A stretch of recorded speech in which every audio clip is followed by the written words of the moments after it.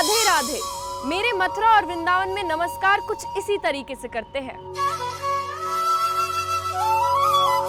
समय बदल रहा है, मिलने का अंदाज भी बदल रहा है, पर मेरा ब्रज आज भी ज्यादा नहीं बदला।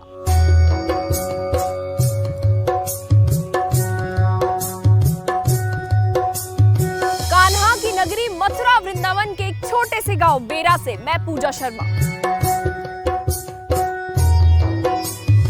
मेरा गांव बेरा का शायद आपने नाम भी नहीं सुना होगा, लेकिन मुझे मेरा गांव बहुत प्यारा है क्योंकि वहां दिन की शुरुआत ही राधा कृष्ण के भजनों से होती है।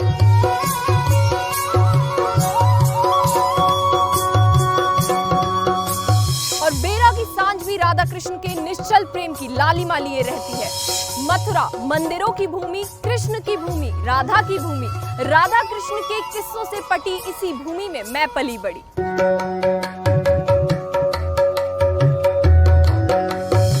वाले कहा करते मास्टर नहीं बनेगी, पर मेरे ख्यालों में कुछ और ही चलता रहा।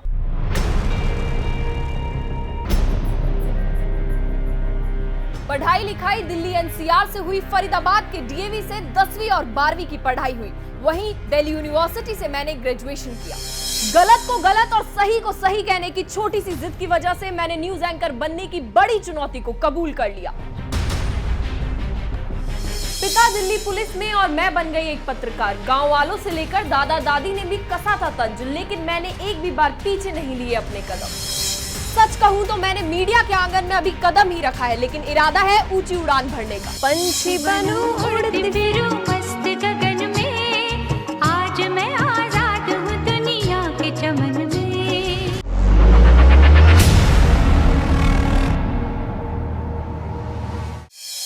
मैं सच्चा था तभी अकेला रह गया, सच झूठ के दरिया में बह गया। मैं न जाने कितने जख्म सह गया, जब करेला तुलसी को कड़वा कह गया। नमस्कार, मैं हूं आरपी शर्मा। आज के समय में सच बोलना बहुत कठिन कार्य है, फिर भी घर घर तक सच्ची खबरें पहुंचाने के लिए तैयार है न्यूज इंडिया। मैं न्यूज इंडिया को अनेक अनेक शुभकामना देता हूं और आशा करता हूं कि अब जन जन तक सच्ची खबरें पहुंचेंगी और जन जन के ज्ञान का विकास होगा। धन्यवाद।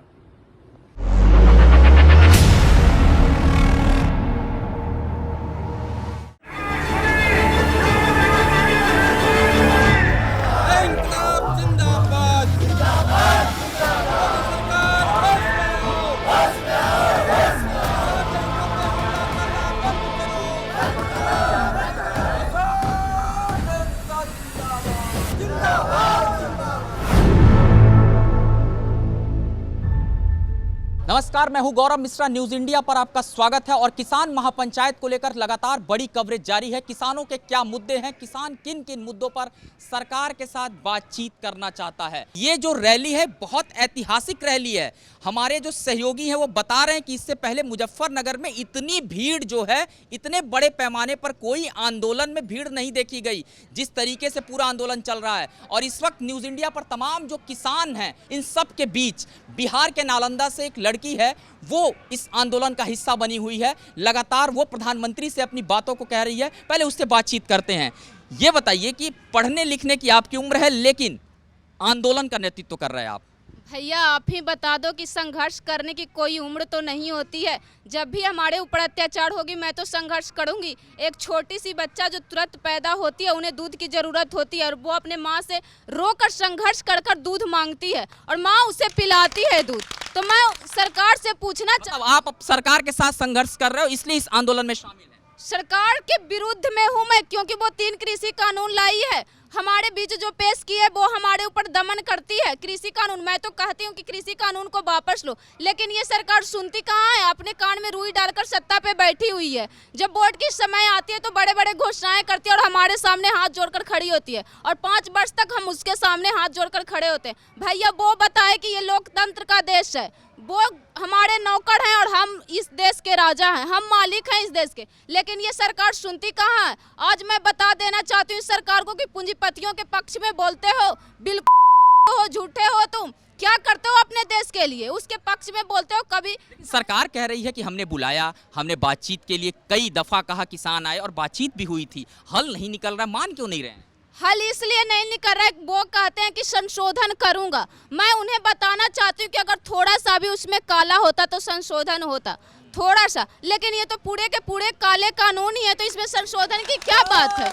उजला तो बताओ, अगर तुम जानते हो तो अपने मंत्रियों को भेजे हमारे बीच और बताए उनके मंत्रियां कि इसमें क्या उजला है। मैं उन्हें बता दूंगी कि क्या काला है उसमें। वो हमारे बीच तो आए, वो डर से तो सत्ता पे बैठी हुई है। जरा महापंचायत में जाके तो वो बोले, वहां पे जाए और बोले कि मैं बहस तुम्हारे साथ करने के लिए तैयार हूँ। उन्हें तो हिम्मत नहीं है, क्योंकि वो बहुत डरते हैं, मैं जानती हूँ। मैं अपने बिहार राज्य में, जो हमारे नीतीश कुमार जी अभी मुख्यमंत्री है, जब किसान आंदोलन चल रही थी तो मैंने उन्हें विधानसभा में घेरा। हम सब साथियों ने, जो किसान साथी थे, वो डरकर विधानसभा से भाग गए। मैं उन्हें भी बिहार से आप आंदोलन करते हुए उसके बाद यहाँ तक अपने पंचायत के प्रखंड से लेकर जो जिला है उससे लेकर बिहार से लेकर आज मैं दिल्ली तक पहुंच गई हूँ, जो कि एक राजधानी है। मैं यहाँ तक, और विधानसभा तो चल गई, बस संसद वाकई 9 महीने हो गए, 9 महीने हो गए, लगता है हल निकल जाएगा। अगर वो एक बार नहीं सुनते तो मैं वैसे रैलियां 1000 बार करूंगी। वो हमारे ऊपर लाठियां बरसाए, पहले ही आपको मालूम होगा कि वो हमारे ऊपर कितना लाठियां बरसाए। अगर इस पंचायत से हल नहीं निकले तो इससे बड़ा मैं आंदोलन करवाऊंगी और करूंगी सारे देश के किसान। यहीं पे नहीं, अपने राज्य में भी करूंगी, पूरे चप्पे चप्पे को। आपको मालूम होगा 25 सितंबर को घोषणा हुई है, मैं अपने बिहार को चप्पे चप्पे को बंद रखूंगी और इस सरकार को बता दूंगी कि हम में कितनी ताकत है। हम किसान हैं, किसान, ये हमारी रोटियां खाता है, ऐसा बोलता है। मतलब आंदोलन जारी रहेगा? बिल्कुल। देखिए, इन्होंने कह दिया आंदोलन जारी रहेगा, और जिस तरीके से लड़की अपने तरफ से इन बातों को कह रही है, तो क्या माने कि आगे इस तरीके से आंदोलन जारी रहेगा, अभी बातचीत नहीं होगी? बिल्कुल जारी रहेगा, इसमें कोई शक नहीं है। हम आंदोलन के लिए हमेशा तैयार हैं। देश की आज़ादी में जब तक देश आज़ाद नहीं हुआ तब तक हमारे देश के नौजवान, छात्र सब मिल करके और आंदोलन करते रहे और अंत में उन गोरों को खदेड़ दिया। लेकिन ये ऐसे हमारे देश में जिनको ये सत्ता मिली हुई है, इनको खदेड़। बातचीत करने क्यों नहीं जा रहे हैं आप लोग? क्यों बातचीत करने नहीं जा रहे? बातचीत अभी आपने सुना है कि अगर उसमें कुछ काला होता तब समझ में आता, पूरा का पूरा काला है तो क्या हम वार्ता करें? पूरा का पूरा काला है कह रहे हैं, और कहीं ना कहीं पूरा कानून वापस लेने की बात ये पहले दिन से चल रही है, अब 9 महीने हो। आपने कहा बातचीत करने क्यों नहीं जाते? प्रधानमंत्री जी ने कहा था 1 फॉल्कोन की दूरी है। किसानों ने वहां अपनी पंचायत लगा दी जंतर मंतर पर। चली संसद किसानों की, क्यों नहीं आया कोई मंत्री? पूरा देश देखता और किसान बताते इसमें ये कमी है। ये एक ढोंगी हैं, झूठा हैं, पाखंडी हैं, धर्म की राजनीति करने वाले हैं। इन्हें देश से कोई मतलब नहीं है। इन्होंने देश की, जो हमारे प्रधानमंत्रियों ने आज तक जिस संपत्तियों को बनाया देश के टैक्स से, वो सबको बेच दिया है। और हमारी जो ज़मीन है जिससे हम माता कहते हैं, उस पर भी एक निगाह ले आए हैं और ये सेठों को देने चाहते हैं। इसे हम नहीं देने देंगे। किसान महापंचायत से ठीक पहले कुछ लोग कह रहे थे कि किसानों में 2 फाड़ हो रहे हैं, सरकार को लगता है कि किसान भी अलग अलग बट गया, अलग थलग हो गया। लेकिन आज की तस्वीर से क्या जा रहा है मैसेज? किसानों में कोई 2 फाड़ नहीं है। जो आंदोलन को छोड़कर भग गए उनको हम किसान नहीं समझेंगे, नहीं हम उनको किसान नेता समझेंगे। वो अपनी फाड़ बना लें। आप मानते हैं कुछ लोग चले गए आंदोलन छोड़कर? चले गए, वो चले गए, वो आपको भी पता है। वो किसान नेता हैं ही नहीं। वो तो, उनको तो किसानों ने अपने भीतर से ऐसे जैसे दूध में मक्खी गिर जाती है उसे फेंक दिया जाता है, किसानों ने उनको नकार दिया है। वो कहीं कुछ कहते डोले, किसी की बदनामी करते डोले। हमारे जो 40 नेता हैं किसानों के, 500 से ज़्यादा संगठन है, चुनकर जो 40 को जिम्मेदारी दी। आज इस आंदोलन में सभी संगठन शामिल हैं, सभी ने अपना समर्थन दिया। सभी संगठन, 5 से जो संगठन थे, सबका संगठनों का सबका सहयोग है और सब हैं। एक भी एक संगठन है और वो 40 को जिम्मेदारी है। 40 की जिम्मेदारी के पीछे अनुशासन में रहते हुए पूरा देश खड़ा है और उनकी बातों का पालन कर रहे हैं। आज तक किसानों ने 2 पैसे का किसी का नुकसान नहीं किया। क्यों नुकसान करें किसका?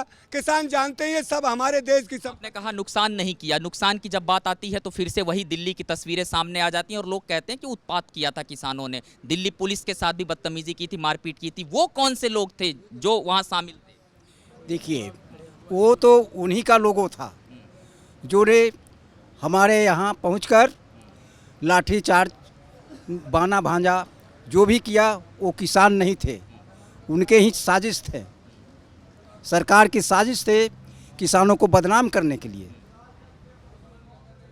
बिल्कुल, तो अब जो आगे की बातचीत की पूरी जो प्रक्रिया है उसको बढ़ाने का काम मेरे सहयोगी कुंदन करेंगे, क्योंकि कुंदन भी किसानों के साथ मौजूद हैं। और आगे किसानों की रणनीति क्या होगी, पूरा जो आंदोलन है क्या इसकी दशा और दिशा होने वाली है, मैं कुंदन के पास चलूंगा, कुंदन से जानने की कोशिश करूंगा। कुंदन, बिल्कुल, देखिए गौरव, सरकार ये दावा करती रही है कि इस आंदोलन में पंजाब, हरियाणा और पश्चिमी उत्तर प्रदेश के किसान ही शामिल हैं, लेकिन इस महापंचायत में जो मुजफ्फरनगर में हो रही है, ये हुई है, तो उसमें अगर हम देखें तो कई राज्यों के किसान पहुंचे। हमारे साथ बिहार के कुछ किसान हैं, बिहार से चल कर के आए हैं, इनसे हम बातचीत करते हैं। यादव जी हमारे साथ मौजूद हैं। यादव जी, सरकार तो कहती है इस आंदोलन में पंजाब, हरियाणा और पश्चिमी उत्तर प्रदेश के किसान हैं, आप तो बिहार से आ गए, क्यों आ गए आप? बिहार से नहीं, पूरे भारत देश के किसान इसमें है। यह काला कानून को वापस करने, किसान मर मिटने के लिए तैयार है। जब तक सरकार नहीं मानेगी तब तक किसान नहीं मानेगा। आने वाला समय में और इससे व्यापक रूप धारण कर सकता है संघर्ष के लिए, इसमें कोई कमी नहीं। सरकार को झुकना पड़ेगा, अडानी अंबानी को झुकना पड़ेगा और सबको मानना पड़ेगा, और तीनों काला कानून वापस होगा। किसान के लायक जो होगा, किसान के हित में जो कानून होगा उसको सरकार को मानना पड़ेगा, नहीं तो सरकार को जाना पड़ेगा, तय है। यह काला कानून ही नरेंद्र मोदी को लेकर जाएंगे। और यूपी में तो शायद लगता है योगी जी सफाया आज होने की पूर्ण संभावना हो गई है, ताली बज गई है। जो योगी जी का सफाया, यूपी से सफाया निश्चित है। अगर अभी भी नहीं नरेंद्र मोदी संभलेगा तो भारत देश में उनकी सभी सरकार चली जाएगी। और यह किसान संघर्ष ही सरकार बदलने का काम किया है। आज़ादी से लेकर अभी तक का यह इतिहास है भारत देश में, जो किसान हितैषी सरकार बनी है। ठीक है, अब आप भी बिहार से हैं? मैं बिहार राज्य किसान सभा का संयुक्त सचिव अरुण कुमार। अरुण जी, आप सरकार किसानों की ताकत को कमतर आंकती है क्या? क्योंकि हमें पता है बिहार में तो मंडियां नहीं है, एमएसपी भी बहुत कम मिलती है किसानों को, शायद 1-2% लोगों को मिल जाए तो मिल जाए। वहाँ की हकीकत बताइए पहले, फिर इस पर मैं सवाल लूँगा आपसे। ये जहाँ तक मंडियों का सवाल है, वहाँ बाजार समितियाँ, कृषि बाजार समितियाँ हुआ करती थी। जब नीतीश जी आए तो छल किया उन्होंने, और छल करके उन्होंने कहा कि बहुत नीचे स्तर पर हम पंचायत स्तर पर ले जाना चाहते हैं समितियों को। उन्होंने प्राइमरी एग्रीकल्चर का गठन किया, पैक्स का, और सोसाइटी, प्राइमरी एग्रीकल्चर सोसाइटी के माध्यम से हम आपका खरीद बिक्री करेंगे। लेकिन वो पूरा फार्स बन चुका है। वो अभी वो बताते हैं कि हम खरीदारी कर रहे हैं, लेकिन जब किसानों के हाथ से तो आप लोगों का डर ऐसा तो नहीं कि जो बिहार में हुआ कि बताया कुछ और गया, हुआ नहीं, तो यही डर पूरे देश के लिए तो नहीं है इन 3 कृषि कानूनों की वजह से? कृषि कानून वो कहते हैं कि काला, ये मेरे बड़े भाई चीफ सेक्रेटरी रह चुके हैं झारखंड के, अशोक सिंह, वो उन्होंने कहा कि क्या अरुण तुम लोग क्या करते रहते हो, देश को इधर उधर करते रहते हो, ये कि इसमें क्या काला है। तो उनको मैंने जैसे ही बताया कि भैया आप तो ये बनाने का, ये कृषि और शिक्षा के को कौन कानून बनाएगा, किस सूची में आती है कानून? तो बोले कि बस मैं चुप। अब आप भी जानते हो कि समवर्ती सूची में है, तो किस मुख्यमंत्री को बुलाया, किस राज्य के मुख्यमंत्री को बुलाया? नहीं, मुख्यमंत्री पर कॉन्फिडेंस था, विपक्षी है, तो तुम वो डायरेक्टर को बुला लेते, ब्यूरोक्रेट्स को बुला लेते, उससे भी करा सकते थे समर्थन। ये इतना लंबा जो खिंच गया है, ये इसके पीछे की वजह क्या है? ये आंदोलन इतना लंबा खिंच गया है। देखिए, ये विचारों की लड़ाई शुरू है देश में। जिन लोगों ने इस देश को बनाया उसमें से हम आते हैं। आपको जानकारी होगी कि इस देश की पूरी आज़ादी के लिए किसी को मिल गया, ये दुर्भाग्य रहा देश का कि जिनको मिला है श्रेय कि इन्होंने देश को आज़ाद कराया, और जो अब देश के विकास का श्रेय लेने के चक्कर में हैं, वो दोनों ही आज़ादी के आंदोलन के लायक नहीं थे। एक ने तो आज़ादी के आंदोलन में हिस्सा ही नहीं लिया, दूसरे ने, आप इतिहास जानिए कांग्रेस का, कि वो 1929 के लाहौर अधिवेशन के पहले तक देश की आज़ादी तो दूर की बात। इससे हम नहीं पढ़ते हैं, हम ये देखते हैं कि भाई प्रधानमंत्री ये कहते रहे, सरकार ये कहती रही कि आप आइए बातचीत करिए। प्रधानमंत्री ने भी अपने भाषण में ये कह दिया कि एक फ़ोन कॉल कीजिए और बातचीत शुरू हो जाएगी। ये बातचीत क्यों नहीं शुरू हो पा रही? क्या किसान अडिग हैं, जिद्दी हैं, या फिर सरकार जिद्दी है? सरकार जिद्दी है, मैं इस बात को साबित करूंगा। यह जहां तक बुलाने की बात है, झूठे और लबड़ो, भोजपुरी का शब्द है लबड़ा और लबरी। ये लबड़ा दी ग्रेट प्रधानमंत्री है। ये बुला के आप चाय पिलाने के लिए, भोजन करा के, और अपनी ही बात को फिर से कि ये तो कानून हमने बना दिया है। कहने का मतलब कि थूक कर चाटेंगे कैसे? अरे गलती से थूके हो तो चाटना तुम्हें ही पड़ेगा, दूसरे को नहीं। ये कारण मैं बता रहा हूँ कि आपने देखा, हम अरियल हैं, किसान आंदोलन संयुक्त किसान आंदोलन अरियल है। 3 कृषि कानूनों को ये कह रहे हैं कि हमने बना दिया है, ये बहुत अच्छा है। उसमें कोड़ में खाज की तरह बिजली बिल वाला आ गया।